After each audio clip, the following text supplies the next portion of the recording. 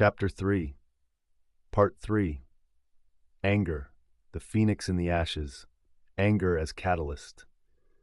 Now we rise to the highest chamber of anger's domain, where fire becomes not destructive but purifying, and not consuming but transformative.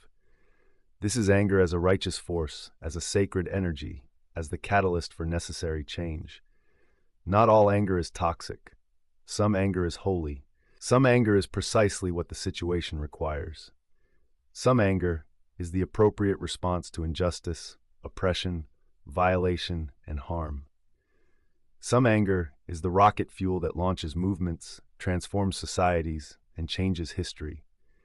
The anger of the mother bear protecting her cubs. The anger of the activist confronting systemic injustice. The anger of the child finally standing up to the bully. The anger of the soul that refuses to accept unacceptable conditions any longer.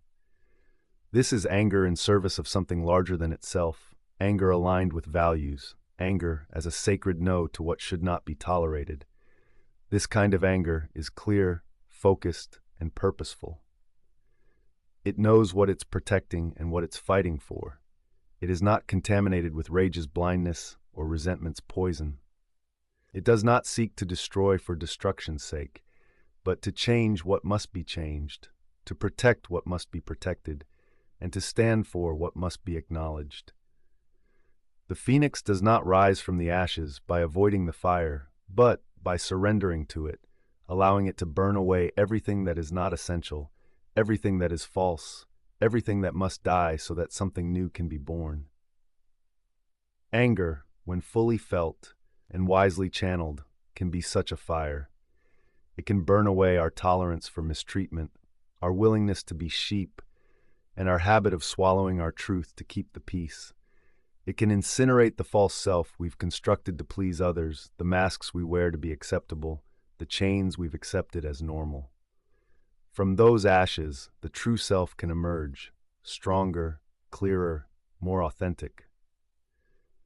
This transformation requires something difficult. We must feel the anger fully without being consumed by it. We must let it burn without letting it control us. We must harness its energy without becoming enslaved to its urgency. This is the razor's edge, the narrow path between suppression and explosion, between being controlled by anger and controlling it. The practice is this: feel the anger in the body. Notice where it lives, the heat in the chest, the tightness in the jaw, the tension in the hands. Breathe into these sensations rather than acting them out. Let the energy move through you like a wave, powerful but temporary, intense but not permanent. Then, from this place of feeling, without acting, ask, what is this anger protecting? What boundary needs to be set? What truth needs to be spoken? What action needs to be taken? Not from blind reactivity, but from clear perspective. Often, we discover that we don't need to explode to be effective. In fact, we're most effective when we're clear, when we're grounded, when we speak our truth firmly, but without aggression. The anger provides the energy and clarity, but wisdom directs how that energy is used. Martin Luther King Jr. spoke of creative tension, the productive discomfort that arises when the status quo is challenged. Anger can create such tension. It can disturb the peace that is really just the absence of justice. It can shake systems that need shaking, awaken consciousness that needs awakening, and motivate action that needs taking. But it must be anger in service of love, not hatred. Anger that seeks to protect and uplift, not to dominate and destroy. Anger that says, this is wrong and must change, not, you are evil and must be punished. Anger that opens doors rather than slamming them, that builds bridges, even as it breaks down walls. When anger is transformed in this way, it becomes courage. It becomes passion. It becomes the fierce energy of love, protecting what it cherishes. It becomes the strength to stand when everything urges us to sit, to speak, when silence would be easier, to act, when passivity would be safer.